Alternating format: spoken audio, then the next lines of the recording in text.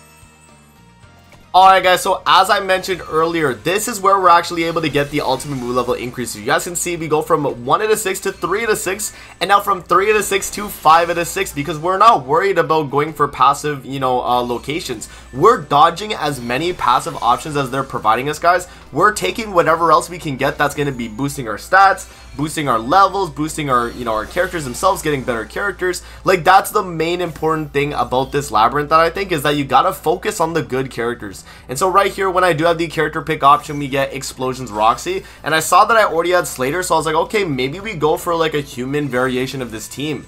And another thing to mention as well, guys, is the Guardian Stones are gonna be a must pick up every time you get to one of these Labyrinth shops. The main reason why is because these stack up every time you're going through the Labyrinth. Regardless of if you lose or you win, these will carry over, so that let's say you do lose this first floor, you kind of struggle with the final boss and you're not able to beat it. Guess what? If you have a Guardian Stone, it actually carries over to when you do another rerun, and so that's why you're able to take advantage of that pretty easily.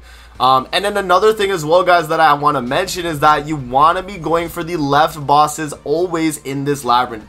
If you guys saw there earlier in the clip, there was actually 2 boss options I could get, but because I was on the left side and the far left at that, I wasn't actually able to even pick the right one. But the left one is the one you want to be going with, because the right one, if I'm not mistaken, is going to be a little bit harder, but it will net you more of the cubes. So if you are looking for more cubes, then definitely go right, but I think going left is going to be a little bit easier, especially on your first run, because you're not going to be dealing with too much of the, insane stats and insane damage that the enemy does. And I would rather you guys be able to beat the Labyrinth at least one time around, and then after that you would be good, and you can, maybe start doing the right path and fighting the right boss as well.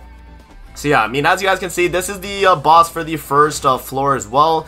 Yeah, so it's Gil, Thunder, Gila, and Hauser, and the main thing that I saw that was going to be really important is just getting your ultimates, guys. You have 5 out of 6 off the rip, so 5 out of 6 is strong.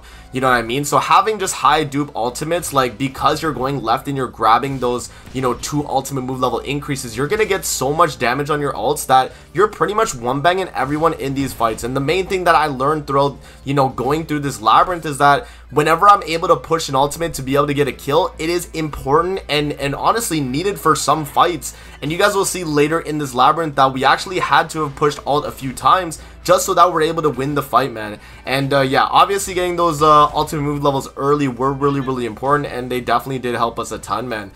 So yeah, guys, I'll let you guys watch the rest of this clip here in terms of the the final boss here, floor 1. It's nothing super crazy, but honestly Roxy really did just carry, man. Having her damage right there was really strong, and she was able to get the job done. So I'll let you guys enjoy the rest of this clip, man, and we'll come back to when we have another important part of the video.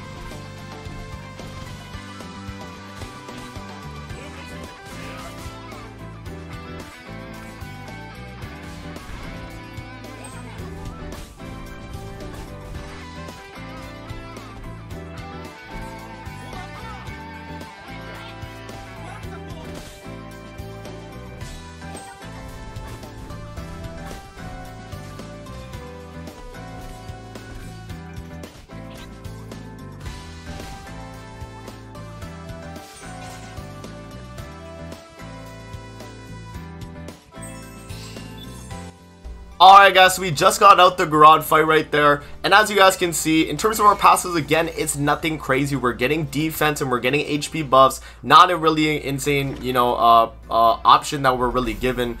Right there, as you guys see, I do have character option picks here, but I'm like, none of these characters are really enticing really for me to actually pick up, and honestly, I could just save my currency just by not even really going to this Labyrinth shop, so I think I do decide to just take the enhance and move on from there. As you guys can see as well, at the very end, you'll see that there's the two bosses as I mentioned earlier, and you want to focus on the leftmost boss because the right one is going to be a little bit more difficult. But as I mentioned earlier, though, it will net you more cubes, so it's up to you, you know, early on when you're going through. I definitely recommend going left, though, because it's going to be a little bit more easier than, you know, taking the right path right there, guys, in terms of the bosses. But yeah, I mean, fairly straightforward there. We're just grabbing all the buffs that we're able to get. We dodge all the fights because we honestly don't need to take any of those fights, and we can skip all of those and just focus on the boss, guys. So loading into the boss here of floor 2, it's actually Gloxinia alone here, and the main thing with Gloxinia here that I noticed is get your ultimate as fast as possible, guys.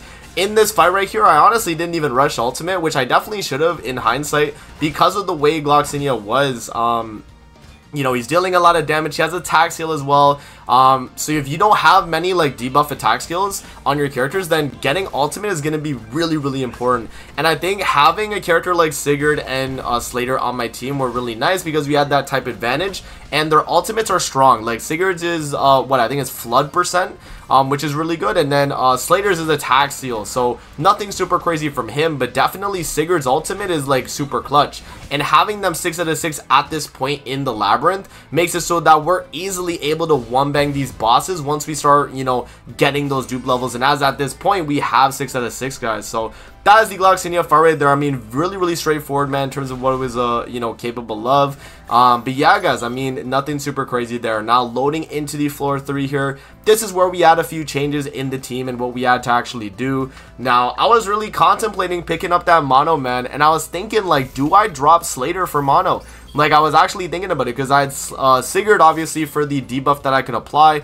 I had to make sure I looked forward to see if maybe there was a revive soon, and I saw that there was a revive fairly soon in the path, and so I was like, okay, maybe we, you know, decide on mono. But then I was like, okay, wait, you know, maybe we could get another character pick, so I actually changed the hero list, and I was thinking as well, maybe I pick mono instead of a thing. But I do actually decide at the very end, guys, to change the character list because I was thinking, like, okay, I mean, I could take mono, but maybe I get a you know, a better character. So I was like, let's roll the dice, and yeah, we did get Shin. Which Shin is not really that insane in terms of like single target damage or anything, but AoE and having the ability to rank the team up, I thought was really good tech. So I was like, okay, I'll bring Shin, and we will revive Roxy once we do get to that revive station. So yeah, man, that was pretty much this like early part of this floor 3, the Labyrinth, guys. But another thing about this part of the Labyrinth is that you are able to get good passives, so bear that in mind. Like, if you do take a path where you're able to get a passive, some of them can be good. Like, I think on this one right here, after this fight, I think I was able to get, I think, crit chance, right? Like a crit chance buff. So yeah, I mean, some of these buffs are going to be worthwhile, especially on floor 3. But early on, guys, you're going to want to dodge as many buffs as possible and just, you know, not really have to deal with any of those at all, man. But yeah, it's pretty straightforward though right here in this fight. Because we have Shin now, we're able to do, you know, some pretty nice shenanigans where we're able to rank up the team and just do a ton of damage. So yeah, really, really easy on this part right here. And then coming back into the area here, you guys will see the passes that were given. And yeah, we do actually get...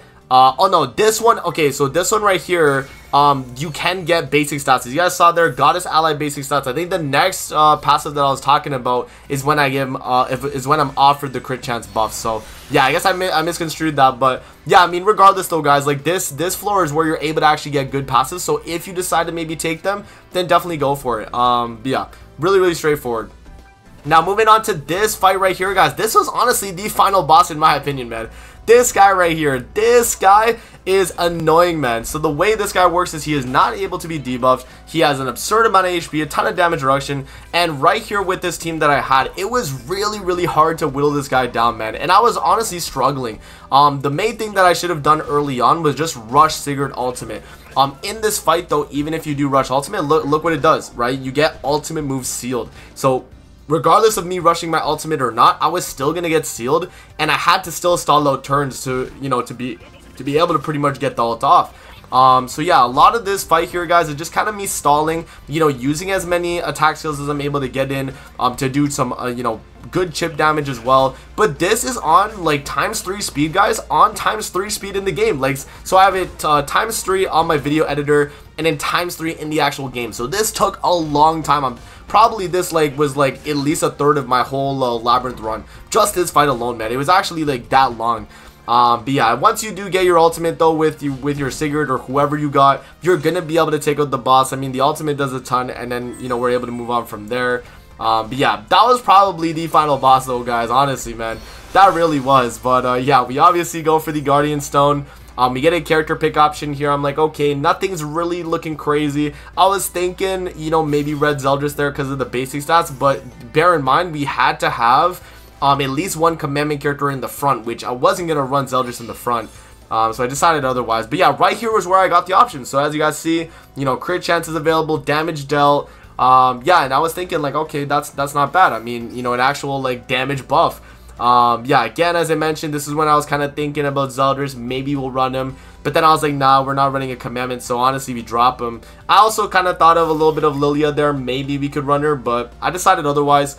So now actually we do take the passive there, guys, and actually do decide on the crit chance there. I was thinking also maybe the damage dealt, but again, at the end of the day, like, crit chance is just free. Like, I'm able to crit a lot of the enemies now because of that 15% extra crit chance, and it was pretty straightforward. So yeah, from this point on, guys, we're kind of just prioritizing as many revives, enhances. I'm still dodging passives, honestly. I mean, you know, I didn't really care about the passives throughout this entire Labyrinth. I was really trying to dodge as many of them as possible. But as I mentioned, this floor 3 is, you know, pretty good in terms of passives. So you still have that, you know, option, man, if you do want to go for it. But I decided otherwise, and we also don't have to fight the enemies when going for it. So it's also a win-win in that sense, man. So we're able to kind of just dodge the fights there, guys. So yeah, man. And then in this final Labyrinth shop here, guys, in terms of the character picks, look who we got. We got Mael, the one Escanor, Purgatory Bond, Light Liz, and Chad King. And obviously, you guys can guess who I picked. It was Mael, man. Regardless of the team that I had, you guys know that a 6/6 Mael ultimate is an absurd amount of damage. And so why am I taking any of these other characters when I can take Mael regardless of the team that I have and will still nuke the final boss with his ultimate, right? That was my thought process when going through this, and I was like, okay, let's just take Mael and we'll go into the final boss here. So loading into the final boss though, guys, really straightforward. I don't think there's damage cap on this fight either, and mainly what it is just kind of, you know, dealing damage, getting your ultimates. And so you guys will see in this fight here that off the rip, I was kind of just like testing how much damage I was able to deal, and it wasn't a super crazy amount. So I was like, okay, we're definitely gonna have to rely on an ultimate. So for the most part, I was just trying to get some chip damage early, and then once I started getting cards that I can merge for ultimates, I was like, okay, let me start rushing ultimates, and we'll see what we're able to do with that. So right there, we attack with Roxy, attack with Mael, good chunk of damage there, man. And then we do get a bunch of merges there, but Roxy is gonna die.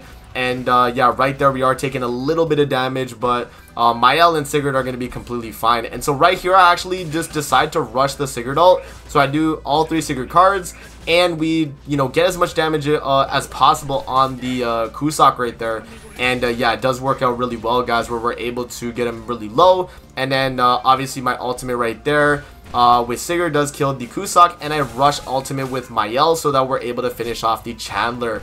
Because the Chandler is going to ult the melee, and yeah, it's fair game, man. I mean, double AoE Mael, and then ultimate, guys, regardless of the all stat lower, it's Mael 6 out of 6, man. And that's why the dupe levels throughout this entire Labyrinth are very, very important, because later on when you do get the option for these festival characters, they're going to have absurd ults, and you guys know at 6/6 they're going to be insane. So yeah, man, that was pretty much the Labyrinth, guys, in terms of what you're able to do and clearing through the regular Labyrinth. The depths I'm not really gonna, you know, touch on too much, because in terms of the depths here, it really isn't that crazy, and all it is really is just collecting more of the you know, Guardian Stone buffs that I mentioned earlier. As long as you're collecting those still, you'll be completely fine, and you can easily go through the depths, or you could reset and go through, you know, the normal Labyrinth again as well. It's really up to you. You know, whichever one you want to go for, honestly, you can do. And yeah, I mean, that's pretty much the Labyrinth guide right there, guys, for the season 11. Let me know if this video is helpful, man. Like and subscribe if you guys did enjoy. And with that out of the way, man, that's gonna be it, and I'm gonna see you guys in the next video, man. Peace out, and have a great rest of your day, guys. See you later, man.